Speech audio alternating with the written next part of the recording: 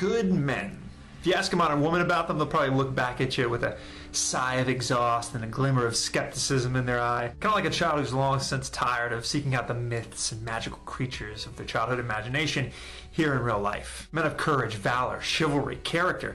Men who don't apologize for being men because they're wise enough to know that they have enough merit in things to apologize for. Leaders of the home, the community, the nation.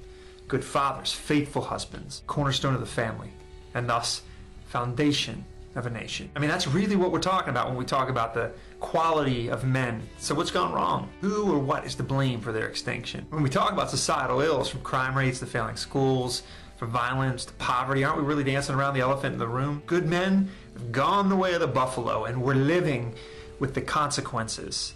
And here's what they don't tell you today. The father is paramount. The husband, crucial. We're talking about the complete and total meltdown, devastation of the family unit. I happen to think in many ways that's the cancer.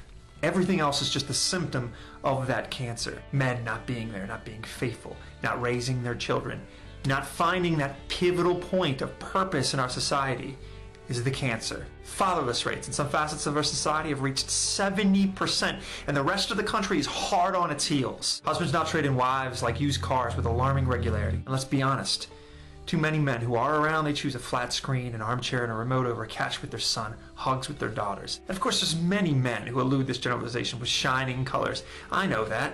There's some wonderful guys. There's some really, really wonderful men, the pillars of our society. The point of this video is that they're quickly becoming the rarity. I think to deny this means you're just not paying attention. That missing masculine presence in our country is devastating. We've become an emotive, irrational, dependent nation. Not surprisingly, the very things that the male nature is meant to push back on, counterbalance. Only fathers can turn sons into men. Our single mothers, like heroes, are trying to put their fingers in inevitable dams that are breaking all around them. These single mothers were never meant to play that dual role.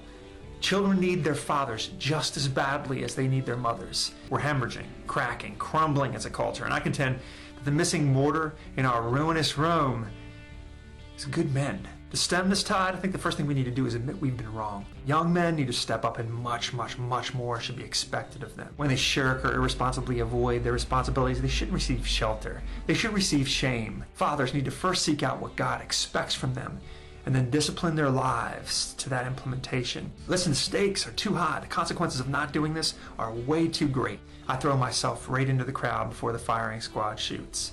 We have failed our children, we have failed our wives, we have failed our God, and there's really just no way of getting around that. Women need good men, and children need good fathers. Good men of godliness, work ethic, discipline, and leadership. There isn't a plan B, there isn't an alternative option. We either choose to raise good men of character and righteousness, or we rot from within.